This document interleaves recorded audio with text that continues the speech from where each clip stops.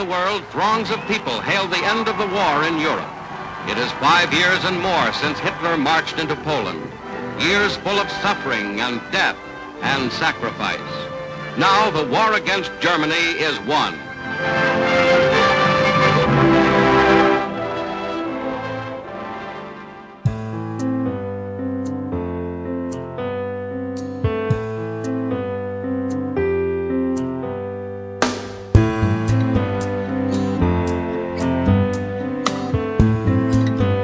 When the guns of World War II fell silent, the world of the 20th century faced stark new realities. More people had died in this conflict than in any other war in mankind's history. Over 23 million soldiers were killed in combat. Nearly 40 million civilians perished. And 11 million people, including 6 million Jews, had been systematically murdered by the Nazis and their collaborators. The economies of Europe were devastated.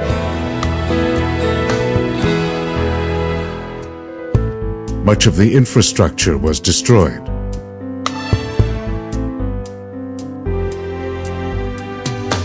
Borders had been redefined. And democracy, new nationalism, communism and its conflict with capitalism were the forces of the emerging new world order. And for the Jews, once again, their faith had been tested, their world shattered, and their future uncertain. Destiny Films presents Faith and Fate, the story of the Jewish people in the 20th century. Episode 6, The Miracle of Israel, 1945 to 1948.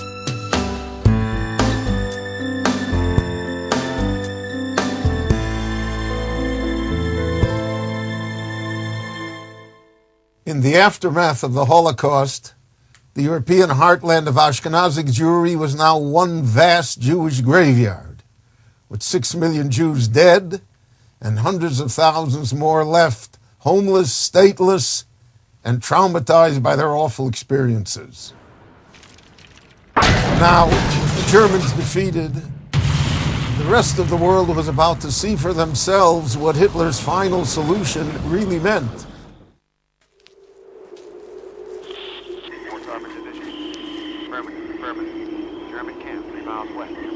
When we entered the camp, it was like a nightmare.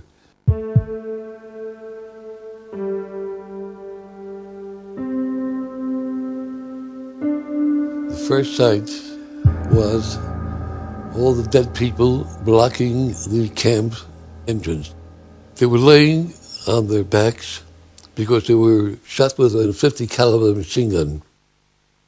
And I saw the body. I couldn't understand that this was alive just a couple of hours ago before the Germans ran away. I was stunned. There was 10 to 15,000 dead when we came in. Walked further into the camp. Oh my gosh. As if the dead were walking. As if their bones were kept together by sinews of skin. I was just completely torn. I said, no one's going to believe what I see now. And that's the truth. No one did believe me.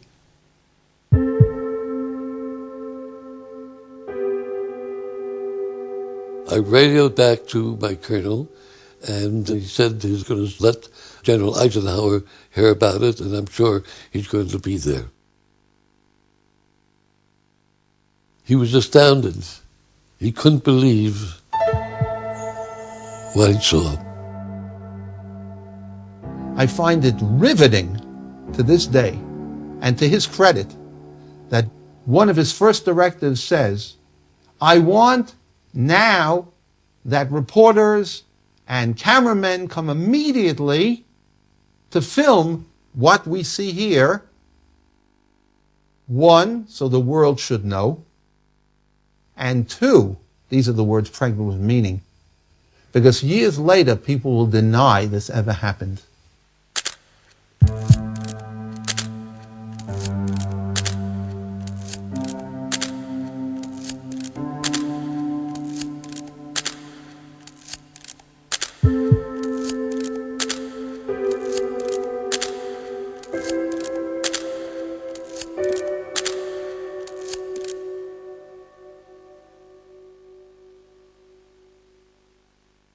The first thing that really began to shake people's consciousness were the movie reels that were shown in Piccadilly Square and Times Square and Paris.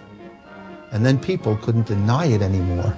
Across the earth, the pictorial record which the world had seen of German death camps would not be readily forgotten either.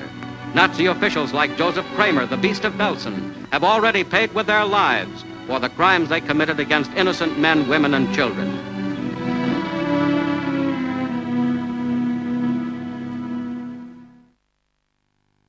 People were dying regularly after the so-called liberation because, for example, the troops didn't have the proper food to sustain these people and gave them food that was far too rich. The Soviet Red Army was far better because they had much more of an understanding, and therefore they provided the right foods immediately.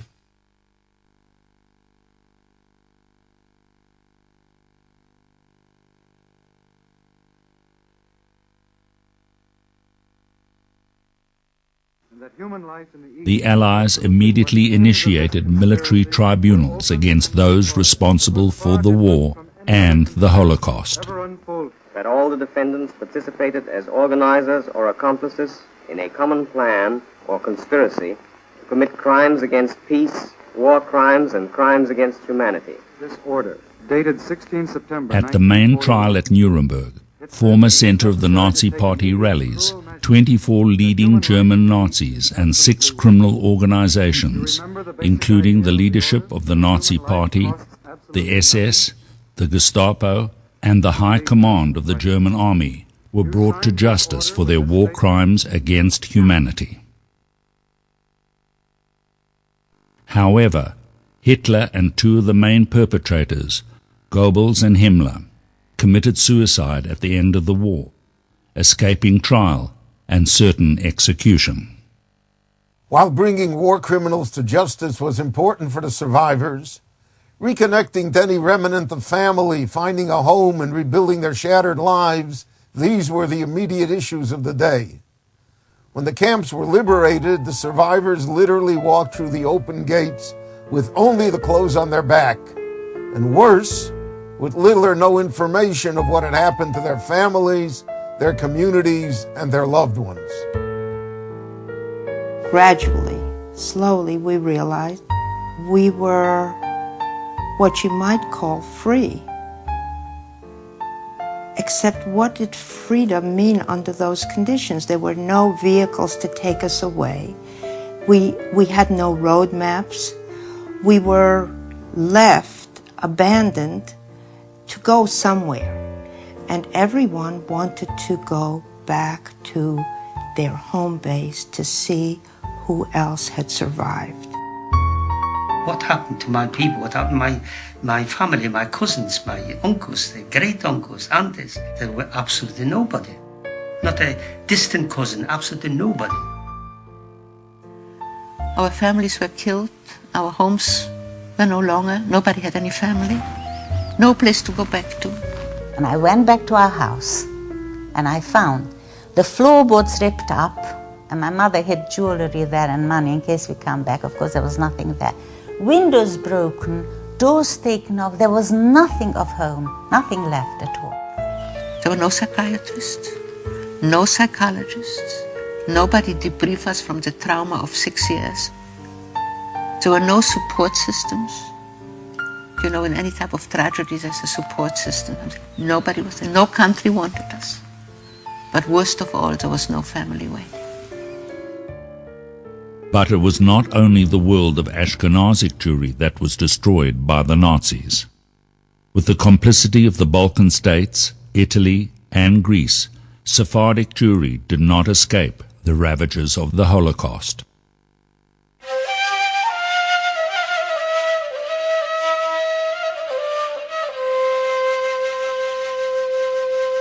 When the war was over, the Sephardic Jews of France were gone.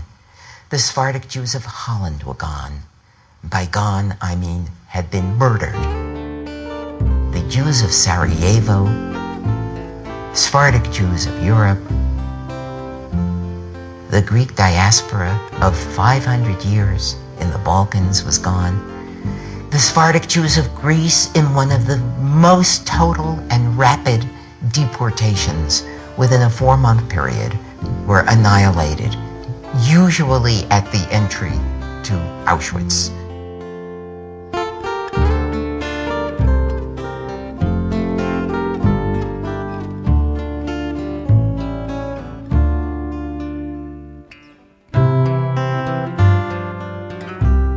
After World War II, about 2/3 of Sephardic Jewry had been annihilated in Europe. But the entire civilization had been destroyed.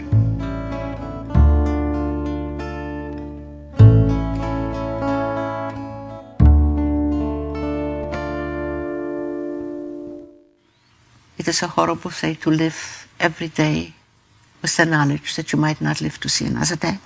I'm still haunted today.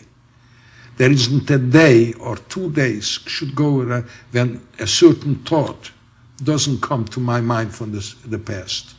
Anybody who was in a position like I was, and if he tells you he's totally normal, he's a liar. Understandably, for many, their suffering and the tragedy of the Holocaust was a test of faith too hard to bear.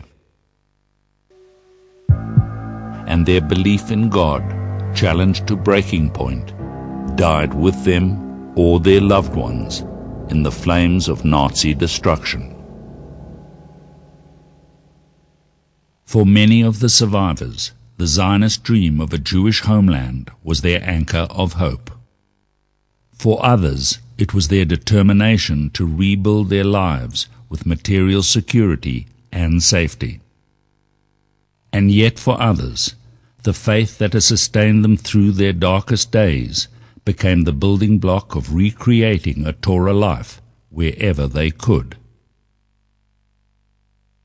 For those of us living today, especially in relative affluence and luxury, it is virtually impossible to fully relate what happened to the Jewish people during the Holocaust. In reality, we are still in a traumatic state over it. The only answers and sources of comfort that we do have is to look back into our history, to what has happened to us before, and to remind ourselves of God's promise of Jewish survival and ultimate triumph.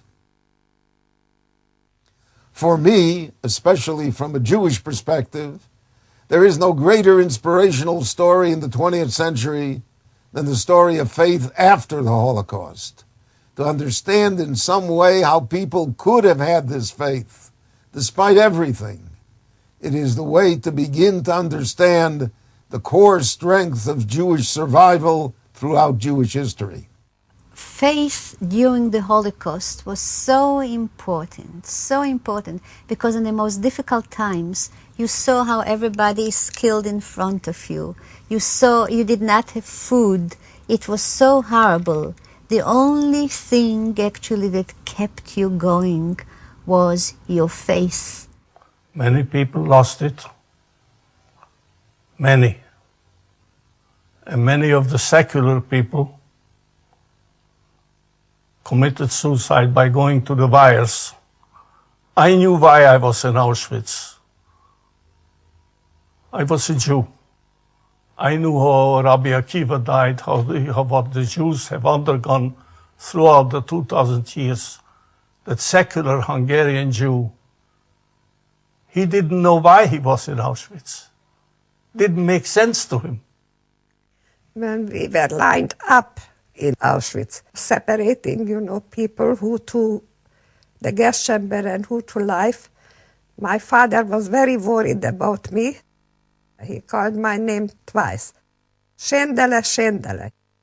Continue to believe in HaKadosh Baruch Hu. Continue to believe in the Torah. Continue to believe in all the mitzvot and keep them. And whatever happens, take in faith the Yisurim, the tortures of HaKadosh Baruch Hu, and never turn away from him. That gave me a lot of strength. A lot of strength. My father said, we must have trust in God,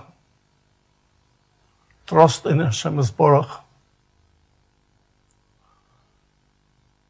That meant to me that his faith wasn't broken yet. He knew where he was going. He knew that he was going to be taken back to Auschwitz, which meant to be thrown into the gas chambers. But he still said that we must have faith. That's the last time I have seen my father. God's spirit is in everybody. This spirit goes back to the source. God, in his own way,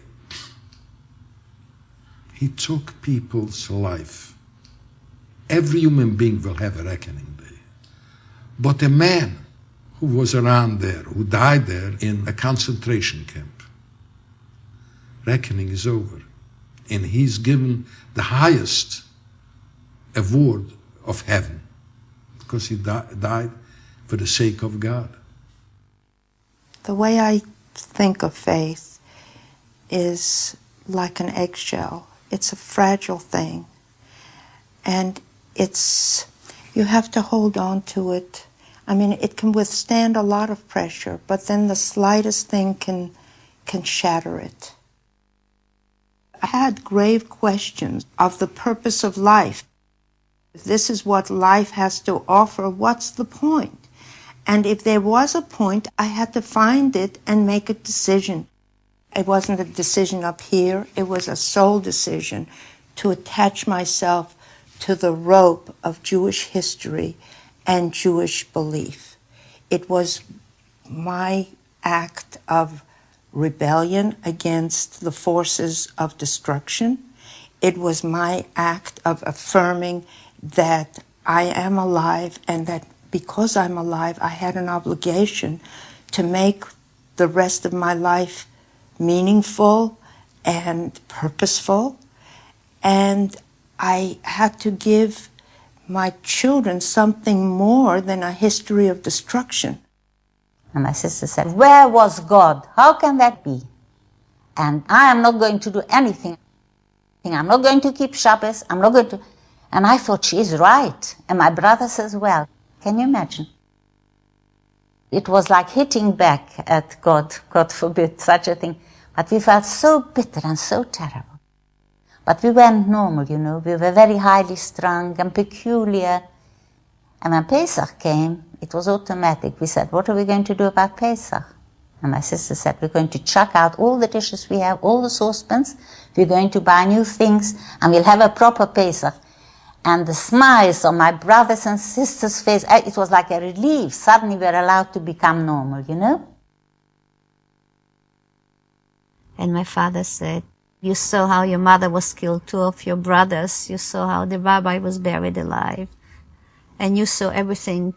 My child, you must remember and you must tell about it. But my child, ubacharta b'chaim, you must choose life.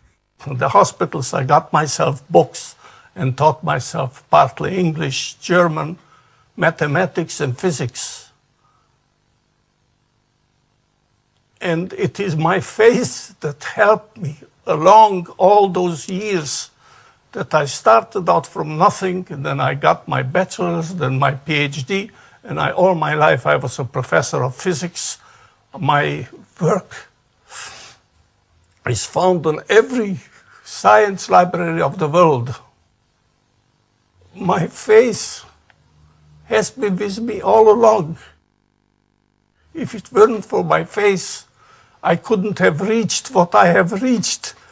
When I look at my grandchildren, when I look at my children, my sons who are full of Torah and secular education and so on and so forth, it's only my face that carried me along all those years. Every survivor's story of faith is a living testament of triumph over evil. It is a far more powerful and positive message to tell over to our children how the Jewish people have continued and survived and grown despite what has happened to us.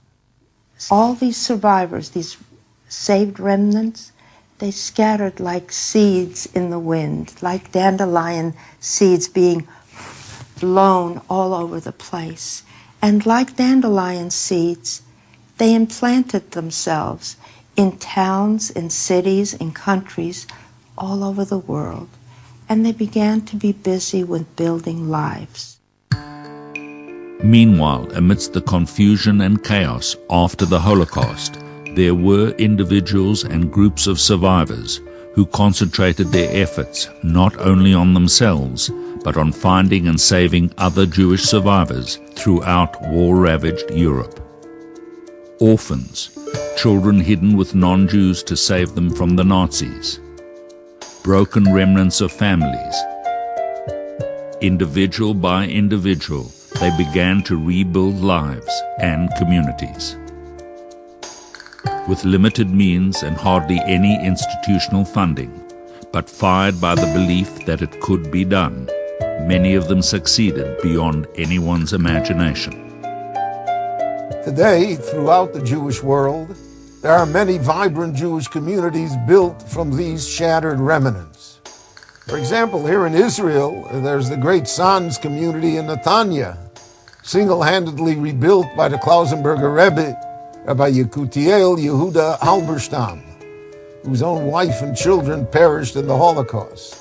The Rabbi of Ponevezh, Rabbi Yosef Kahaneman, built the great yeshiva in Bnei Brak against the odds of it ever being successful. And in the United States and Israel and throughout the diaspora, the great Hasidic courts of Bovov, Satmar, Skver, etc., and the Lithuanian yeshivot, to a great extent, their success today is greater than what it was in Europe before the war.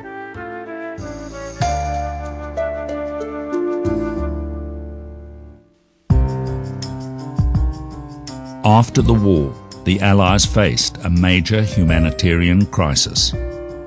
The economies and societies of war-torn Europe were devastated. Millions of refugees had to be repatriated to their countries of origin.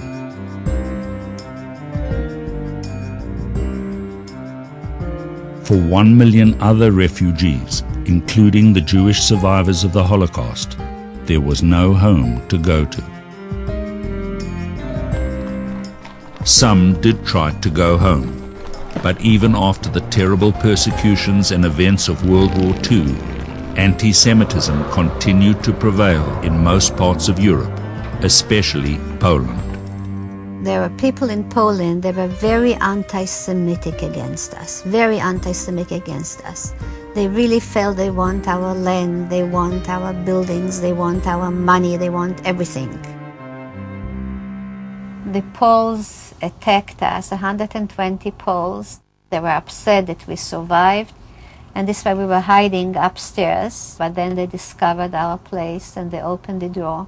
And my mother stood up with the baby. I was sitting behind her.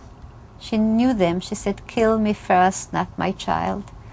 They killed the baby first and my mother, and she fell on top of me. In one incident in the city of Kielce in south-central Poland, 64 Jews awaiting transfer to Palestine were murdered in a pogrom. It was a group of Poles who made a pogrom of the remaining Jews in Kielce. And they went out with axes and they wanted to kill the people. That a pogrom can still happen after the war is to end was a terrible shock for us. This pogrom occurred slightly more than a year after the war had ended in Europe. How could this be? After more than 3 million Jews were systematically killed as Polish citizens, and millions of others coming from other countries were killed on Polish soil, how could a Polish mob attack and kill Jews in this way? One of the consequences was that the several hundred thousand, maybe 300,000, 350,000 Jews who had come back and were living in Poland decided at that point it was no longer a viable place for Jews to live. For a brief period after the war, impoverished Polish, Lithuanian, and Russian Jews who had been exiled into Central and Asiatic Russia during the war were allowed to leave the Soviet Union. To cope with all the refugees, displaced persons camps were set up by the Western Allies in order to accommodate stateless and homeless survivors. DP camps were set up for displaced persons. At that time, we were known as the Sherit HaPleitab, the saved remnant. And it's actually a biblical, it's a prophetic statement. And they used the Jewish way of describing us, which was the saved remnant, because we were saved. We were saved from what we didn't know yet. By this time, world Jewry, who could do little to help their brethren during the war, began to coordinate their efforts, and Jewish organizations worldwide came to the aid of the stricken survivors. The American Joint Distribution Committee and its British counterpart, the Jewish Relief Committees, set up food distribution centers, medical facilities, and schools. It wasn't only organizations that came to their aid. Individuals from all over the world volunteered and went to the DP camps to assist their fellow Jews. Under the prodding of people like Rabbi Alexander Rosenberg and other rabbis who were attached to the United States Army, the American Army printed a shas, an entire set of the Babylonian Talmud, so that Jews would have a Talmud to study. It was a remarkable thing that Jews asked for it. And it was even more remarkable that the American Army saw fit to do it. Because you have to rebuild the people. And you can't just rebuild them with chocolate bars. You have to rebuild their inside. You have to rebuild their faith. You have to rebuild their purpose in life. Without a Talmud, the Jews found it very difficult to have such a purpose. To help the survivors with their greatest need, finding out who in their family was still alive and where they were, Jewish relief organizations, together with the Red Cross, began the long process of coordinating lists of Jewish survivors and posting them in every camp. They always used to put out fresh list every day, the people who survived, who came back. And all of a sudden I see there my sister on that list. My mother was running around from office to office. There were postings, people were producing lists of people they had encountered along the way, people they had encountered in a camp somewhere, people they actually saw die. People wrote letters to so-and-so DP camps in Germany. We didn't know where, when, what, and these were carried from place to look for relatives all over the world. And my older sister got one of those letters, and she came back to Hungary. My sister I met in Siget. She was crying and thinking she came home and she has nobody in the world. And here, all of a sudden, she sees me coming just across the street, and she started to scream. And since then, we were inseparable. Even after all they had suffered, the survivors were now facing a stark new reality, that of being rejected and unwanted. There was a boy of 16 in Bergen-Belsen who said to us, "Everybody has a home. The Americans have a home, the French have a home, the British have a home. Only we don't have a home. We must go to Palestine. But for the desperate survivors, returning to Palestine was not possible. The British, who controlled the country, remained adamant. Their official immigration policy, as stated in their White Paper of 1939, continued to severely restrict Jewish immigration to Palestine. The British passed this White Paper, which put the end to the pledge of the Balfour Declaration of November 1917, where Britain had pledged itself to facilitate, as the language had it, the establishment of a Jewish national homeland in Palestine. How so? By saying that within the next 5 years, only 75,000 Jews would be permitted to enter the Holy Land, thereafter with Arab consent. Everybody realized that no Arab, given a free choice, would allow any Jew to come into Eretz Israel. That's the White Paper of 1939, which, alas, remained in force throughout the war. One of the forgotten facts of the history of Palestine is that the British White Paper of 1939 went against the terms of the mandate given to Great Britain to rule the country. The League of Nations Permanent Mandates Commission, by a majority vote in May and June 39, said the White Paper ran counter to the original British pledge of the Balfour Declaration and the mandate. So in effect, the British, by merrily doing thereafter what they wanted, acted in an illegal fashion according to the League of Nations. History is full of broken promises. In reality, the British, serving their own self-interests, actually turned against the Jews that they were meant to help. In 1922, the British gave 3/4 of Palestine to the Arabs, which later became Transjordan and then Jordan, and ignored their League of Nations obligation to create a homeland for the Jews. But throughout the Second World War and right up to 1948, they forcibly restricted Jewish refugees from entering their promised land. It's unbelievable. The British had the audacity to call the survivors illegal immigrants, when in fact it was their actions that were totally illegal. But who was there to police the British? The League of Nations itself was dissolved at the onset of World War II, and almighty Britain was left free to do exactly what it wanted to in Palestine.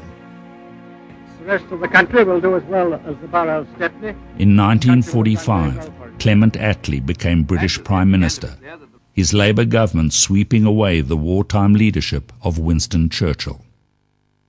The Labour Party had come in, and in Palestine there was such joy because the Labour Party for years had said, we don't like what the British are doing there and we're going to change it, and they let it be known they were going to continue making it a homeland for the Jews.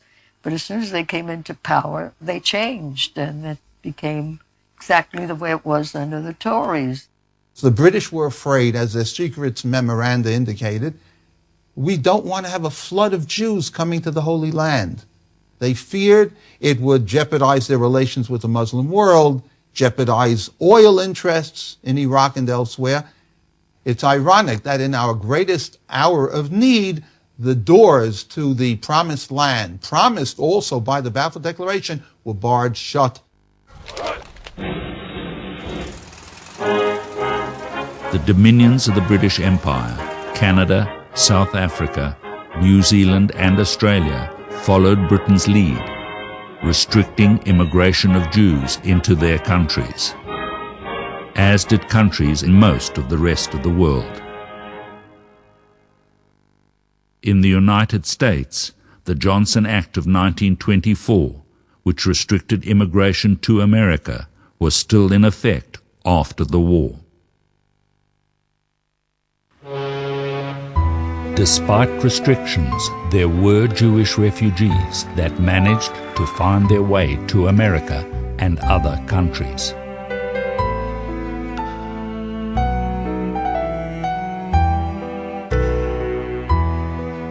The majority were not so fortunate. For the desperate survivors still in the DP camps, with the world turning its back on them, there seemed to be no solution to their plight. There were some good-natured liberals who said, let the Jews go back to their homes after the war, and that will prove that we are setting up a good democratic world, having defeated Hitler and his minions. Go back to what homes? On the blood-soaked soil of Europe? That was absurd. In Palestine, David Ben-Gurion and the Jewish Agency saw the desperate situation of the refugees as a unique opportunity to bring pressure to bear on world opinion.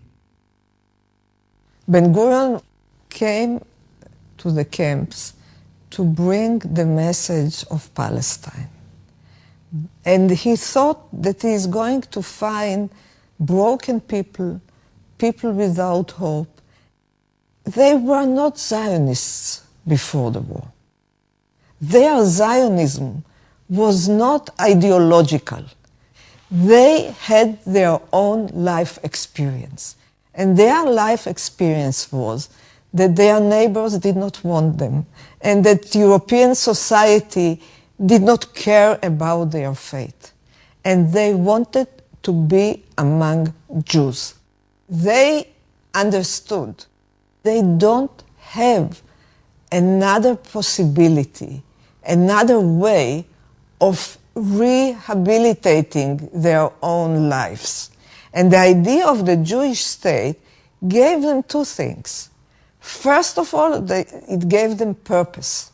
It gave them something to look forward to. And second, it gave them hope. When Ben-Gurion, already visiting the DP camps in the winter of 45, said to them openly, I have nothing in my pocket to give you, but I have a promise. Remember the Hatikva, our national song, that one day you will arrive and will do everything to do it. That meeting ended with the singing of the Hatikva.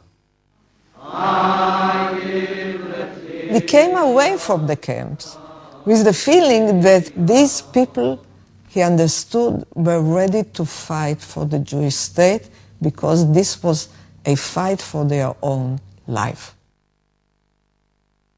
The situation for the Jewish refugees in the DP camps was intolerable. With pressure, especially from the Zionists, world indifference and opinion began to change. To his everlasting credit, Truman, prodded by Morgenthau, who's prodded in turn secretly by Zionists, sends Earl Harrison, a non-Jew, prominent dean of the University of Pennsylvania Law School, to the camps to see what's going on. Harrison is so bowled over that he reports back to Truman, we're treating the Jews here even worse than the Nazis did. And he recommends what the Zionists had already recommended Weizmann to Churchill in October 44, right after the war, 100,000 Jews to Eretz Israel. Somehow that magic number of 100,000 keeps reappearing. And Truman, uncharacteristically for an American president, bites the bullet on the spot. Contacts his opposite number, Attlee, says, Clement, don't you think we should send 100,000 of these people to Palestine and then we'll solve the problem of the Jews? That's a humanitarian response. He's not pro-Zionist at this point. The British are shocked. They weren't expecting this. So Attlee turns to his counterpart vis-a-vis foreign affairs, that's Ernst Bevin, foreign secretary, and the cabinet, this is Attlee and Bevin mainly working together, come up with the decision, well, let's form an Anglo-American Commission of Inquiry. The Anglo-American Commission of Inquiry into Palestine consisted of 6 British and 6 American members. And we went from one DP camp to another and got all these stories, and you could see it affecting members of the committee. They broke up. Some went to Poland, some went to Germany, and then we went on to Jerusalem, and Dr. Chaim Weizmann, who later became the first president of Israel and was the first one to testify. And he told the committee that there had to be a homeland, that everything he had been telling them would happen was now happening. And he was so impressive that you wondered how anybody could not believe what he was saying. All 12 members unanimously recommended that 100,000 refugees be sent to Palestine, and that Palestine should become a binational state, guaranteeing safety for Jews and Arabs alike under international trusteeship. The Zionists were in a quandary. We want 100,000, we certainly don't want binationalism. The Arabs were certainly opposed because they want it all. They certainly don't want 100,000, they don't want binationalism. The recommendation of the committee came as a shock to the British government, and they immediately rejected the plan. The Jews should establish a monument to commemorate Ernest Bevin, the British foreign minister, because of his obstinacy.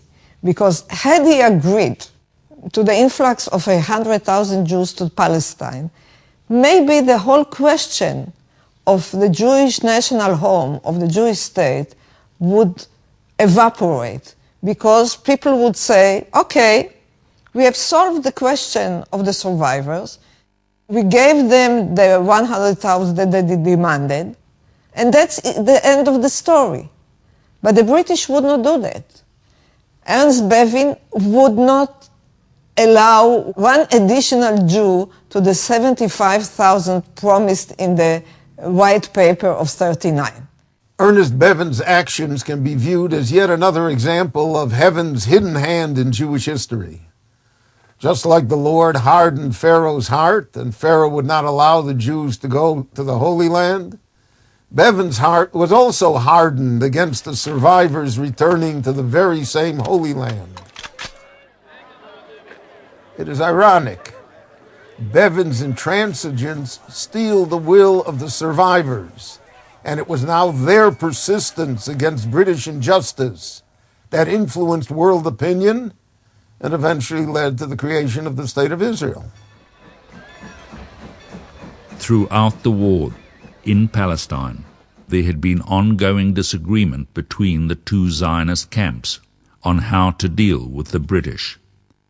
Chaim Weizmann, David Ben-Gurion, and the Jewish Agency, who had maintained a truce with them throughout the war, believed the road to a Jewish homeland was through political expediency, pressure, and negotiation.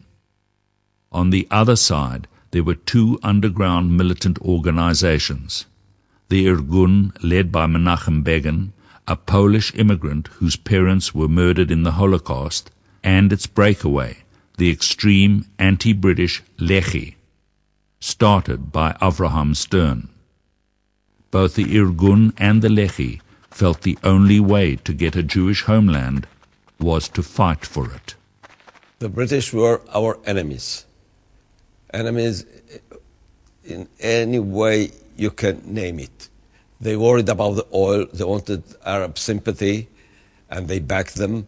At that time, they blocked the way for the Jews in Europe to come here, and more than 50% of world's oil fields were in the Middle East owned by the British, and that was a very good reason why they needed this land for their empire. But we didn't care about that. We needed our land for our freedom. The unrelenting policy of the Jewish freedom fighters was armed resistance, getting rid of the British by force. They attacked them wherever they could and however they could.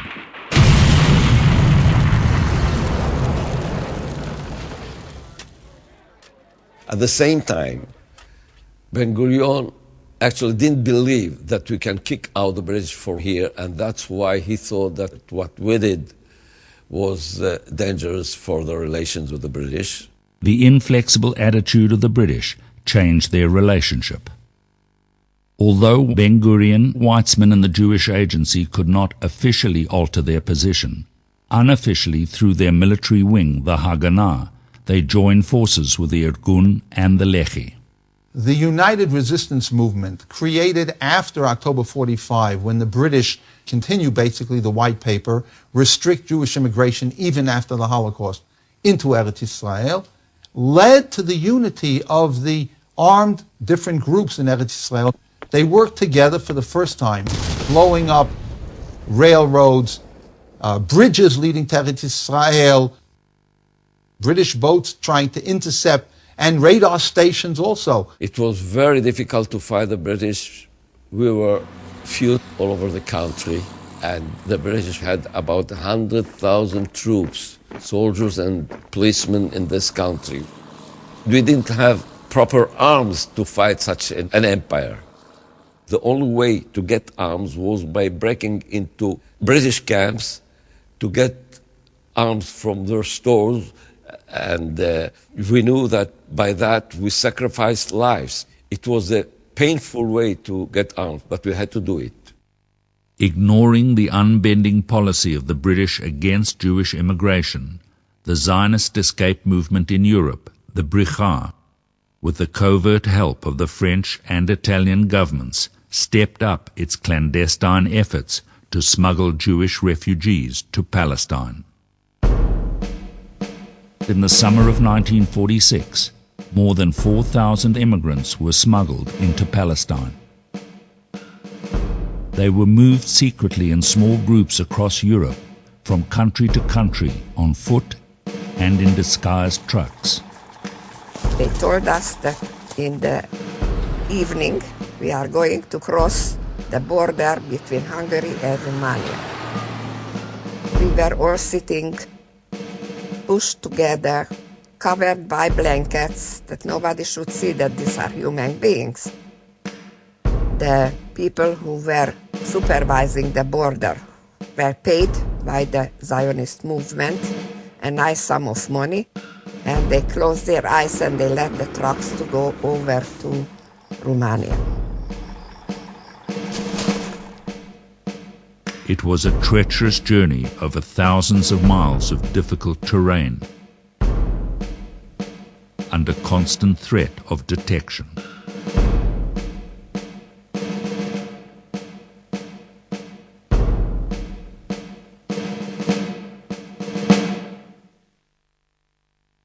And when they arrived at ports in Italy or France, they were crowded into decrepit old boats that the Zionists had purchased clandestinely to smuggle the survivors into Palestine. We went to the port city of Constanza, and we saw from far away, and we were thinking, my God, a ship like this, is for the animals, it's not for human beings. But in the same token, who cares? As long as we are going to get Bezrat Hashem to Eretz Israel. The British could not stop the ships at the ports of embarkation because France and Italy did not cooperate with them. And they could not allow the ships to Palestine because this would be the end of the white paper policy that the Arabs would not agree to. The British, however, soon committed overwhelming forces to counteract further immigration. They mobilized 80,000 British troops, as well as the bulk of the Mediterranean fleet of the Royal Navy, to prevent the immigrants from entering Palestine. Ignoring international law, the British set up a naval blockade, stopping and boarding the immigrant ships in mid-ocean. Taking control of them, they escorted the ships into Palestine, where the refugees were sent to a detention camp in Atlit, a small village outside Haifa. Of the 63 boats that attempted to break the British blockade, only one officially succeeded. We were coming near to Haifa, and then after a few hours, we see some huge army boats coming towards our boat. And they took their microphone and they were calling to us, we are the British occupiers of Palestine. You cannot enter the country. Our leaders told us, don't be afraid. We will get to Eretz Israel. You just go all on the deck of the ship and cry. which one was not difficult for us to cry. And beg them that you went through the hell, which one is all true, and you want to come to this country because you need to recover from all the hardship, that you lost your parents, you have nobody, you're young, you're not coming here as soldiers. So after a few hours of discussion between the leaders of our boat, our ship, and between the British Army, we were given the permission to come to the port of Haifa. The lines of people were unbelievable waiting at the port. This was the first boat to arrive to Israel after the war. They wanted to see whose children are alive, whose relatives remained. There were 63 boats that made it from the cursed ground of Europe on the way to Eretz Israel, stopped by the British. 52,000 Jews on those boats. They endangered everything, their lives. But they knew the risk was certainly worth it, far better than what preceded them in Europe. Every month, according to the quota of the White Paper, the British released 1,500 Jewish refugees from Atlit into Palestine. But the immigrants continued to arrive, and the camp soon became overcrowded beyond its capacity. In the summer of 1946, the British decided to deport the immigrants to Cyprus. They hoped that these detention camps would act as a deterrent, but they didn't. The immigrant ships kept coming, and the confrontations between the desperate survivors and the British often turned violent.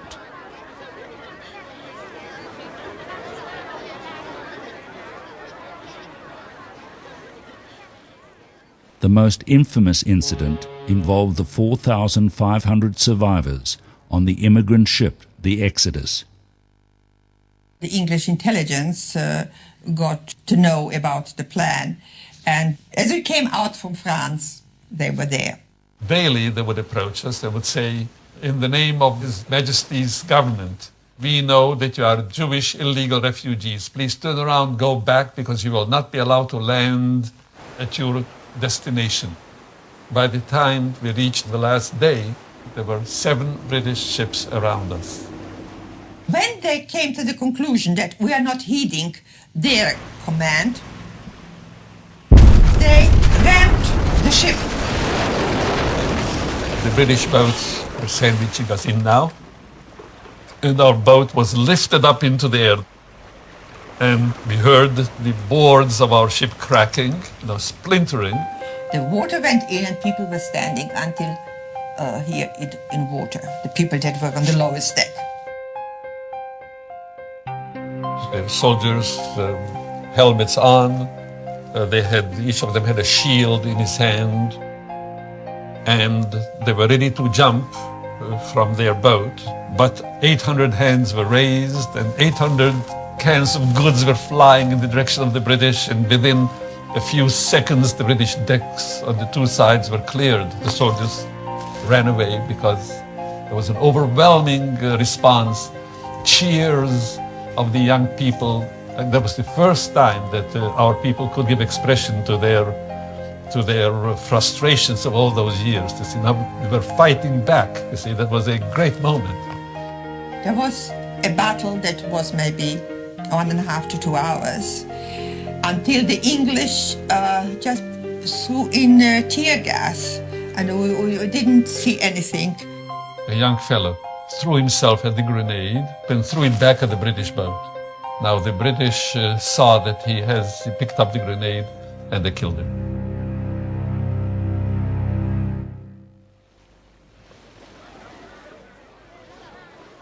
Additionally, the first mate of the Exodus was killed, and many refugees were injured.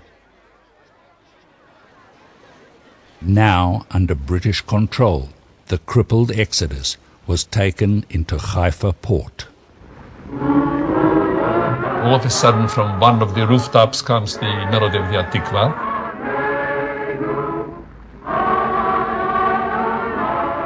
And then when the shore stopped singing, the front of our boat picked up the Attikva.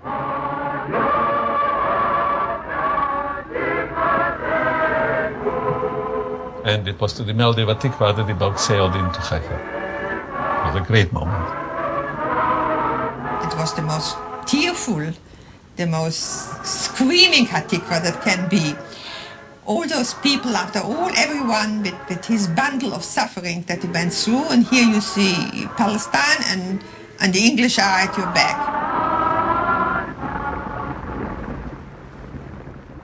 In Haifa, any hopes the survivors had of staying in Palestine were dashed. They were met by British troops, who immediately transferred them to 3 waiting ships that had been refitted and fenced in to prevent any resistance. The survivors thought they were being deported to the internment camps in Cyprus.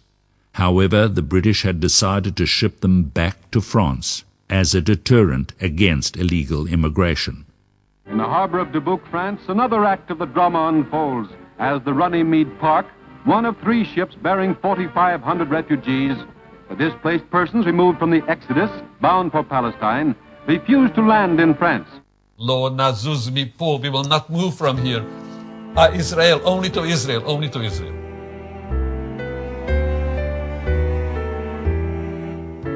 For 3 weeks, the standoff between the British and the survivors on the ships continued.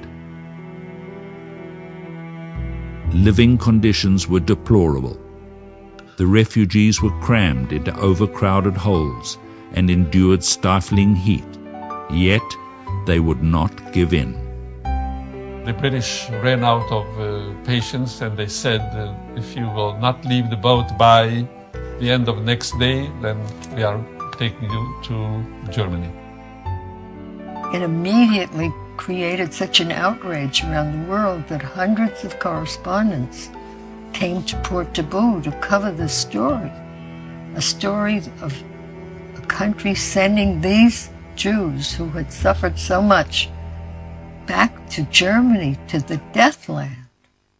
The irony is that the British plan backfired. The plight and resistance of the Exodus survivors swayed world opinion against the intransigent British and in favor of the Jewish cause. Seemingly, these refugees had come so far for so little.